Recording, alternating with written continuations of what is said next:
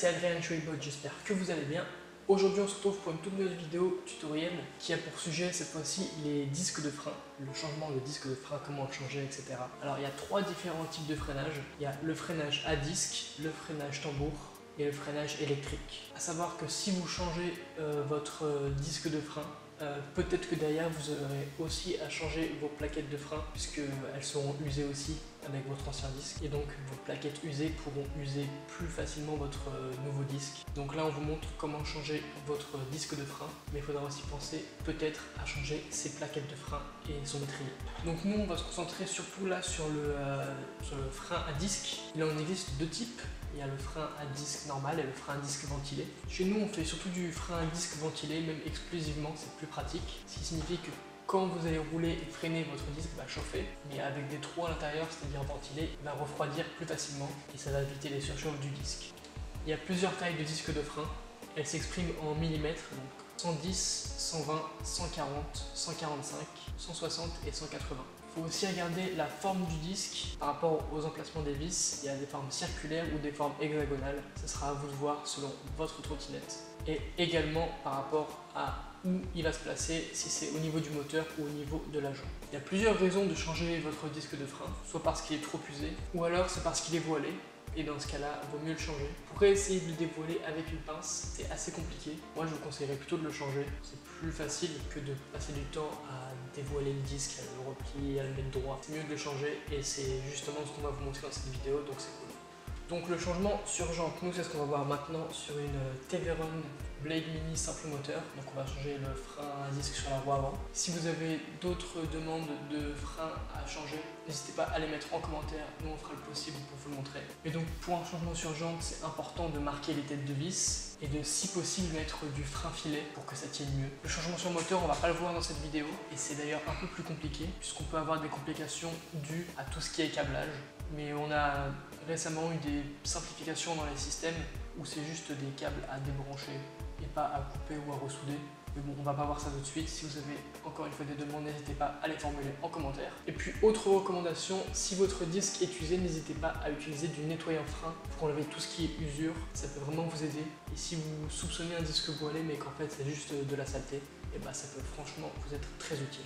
Donc voilà, en résumé, c'est tout ce qu'il y a pour le changement du disque, c'est-à-dire vérifier la taille de votre disque, l'emplacement des vis, la forme, le sens de rotation, ça on va voir juste après dans le tuto, le sens de rotation du disque et de votre roue, le sécuriser et bien le serrer avec du frein filet par exemple, et en dernier, pour finir, l'entretenir. Surtout c'est vachement important, le freinage, c'est ce qui vous sauve et c'est important d'entretenir ces disques de frein comme ces plaquettes de frein.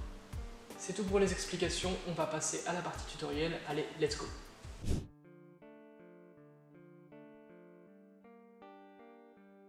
Et donc voilà, on se retrouve sur cette Teveron Blade Mini. Alors pour commencer, il va falloir dévisser la roue tout entière. Alors pour ce faire, il va falloir enlever les boulons qu'il y a des deux côtés de la roue. Alors ça peut être compliqué, c'est pour ça qu'on peut déjà taper au marteau de temps en temps dessus. Et une fois que les deux sont retirés, on va avoir des petits joints, des petites rondelles de métal qui sont là aussi pour sécuriser le vissage. Et elles peuvent être aussi difficiles à retirer. Alors faut pas hésiter non plus à donner des petits coups de marteau sur l'axe de rotation. Et essayer de les enlever ici avec un tournevis à tête plate.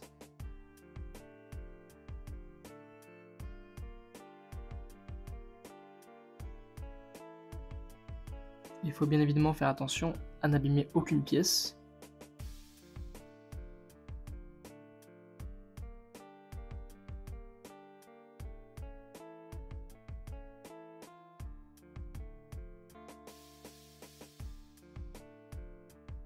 Et voilà, une fois que c'est assez stable, on peut retirer la roue directement.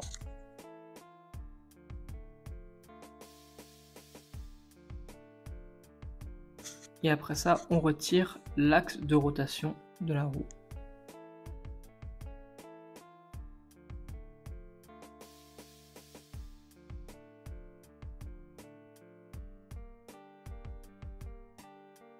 Donc une fois qu'on l'a retiré, on peut conserver toutes les pièces qu'il y a dessus de côté pour n'en perdre aucune et pour faciliter le remontage. toutes les entretoises, toutes les rondelles, on les garde dessus, c'est plus pratique.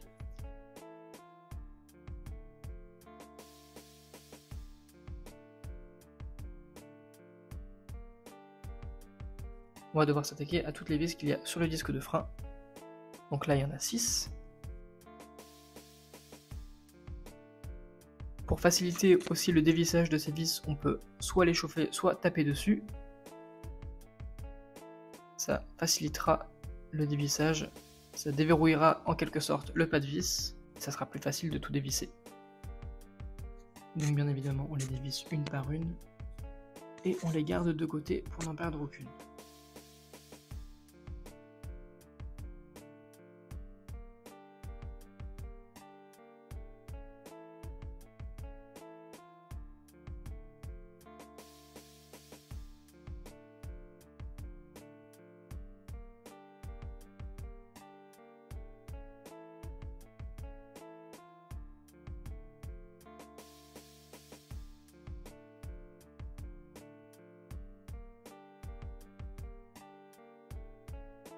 Et donc voilà, c'est dévissé. Une fois votre nouveau disque de frein en main, il va falloir faire attention déjà à la dimension que vous avez sélectionnée. Normalement, vous n'avez pas été bête, vous avez pris la dimension correspondant à votre roue. Donc là, on est sur du 140 mm, puisque la longueur du disque fait 14 cm. Donc ensuite, on doit faire attention au sens de la roue. Là, on peut voir que la jante est différente. Elle est orientée d'un côté pour y mettre le disque de frein, donc on sait dans quel sens le mettre. Et il y a également un sens au disque de frein. On voit le sens de la flèche.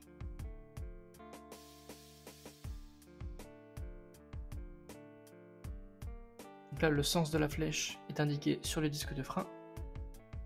Et donc, il faut le mettre dans le sens qu'on vous montre.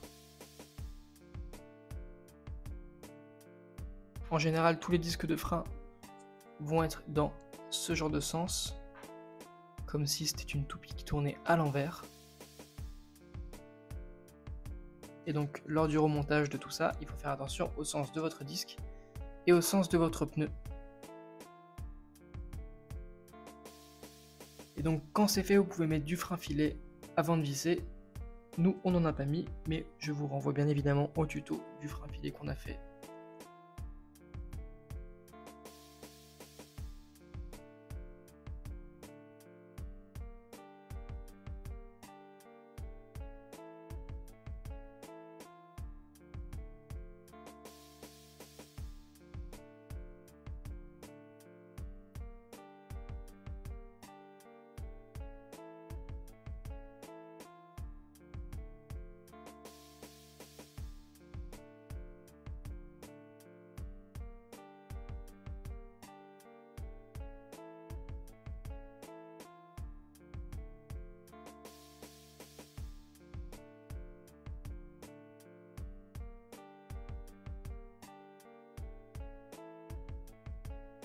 Ensuite, pour remettre l'axe de rotation dans la roue, n'hésitez pas à mettre un peu de graisse, du WD-40 par exemple. Vous appliquez ce produit sur tout l'axe de rotation et ça sera bien plus facile, ça facilitera d'une part la rotation et d'autre part le remontage.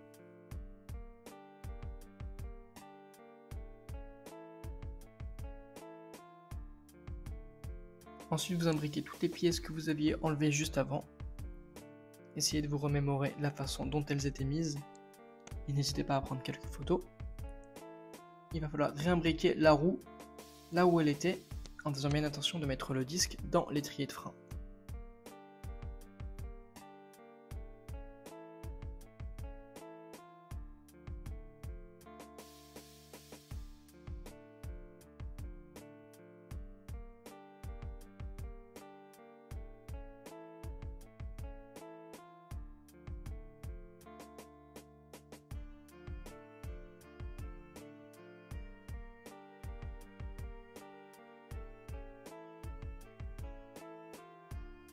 Et donc pour faciliter encore une fois le remontage, n'hésitez pas à donner des petits coups sur le bout de l'axe de rotation pour l'imbriquer dans votre fourche.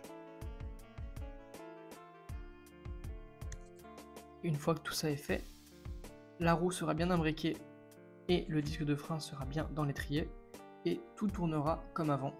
Votre nouveau disque de frein sera installé et la dernière étape sera de visser les derniers boulons du bout de la tige de l'axe de rotation.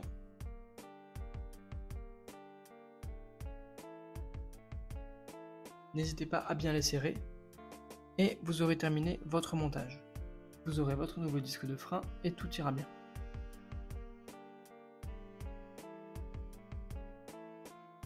Si vous souhaitez voir le changement de cette opération sur un autre modèle de trottinette, n'hésitez pas à nous le faire savoir dans les commentaires. En attendant, j'espère que cette vidéo vous aura plu. Si c'est le cas, n'hésitez pas à vous abonner, à mettre un commentaire, à mettre un petit pouce bleu, à mettre la cloche pour une notification. Et nous, on se retrouve pour une prochaine vidéo. Allez, à la prochaine.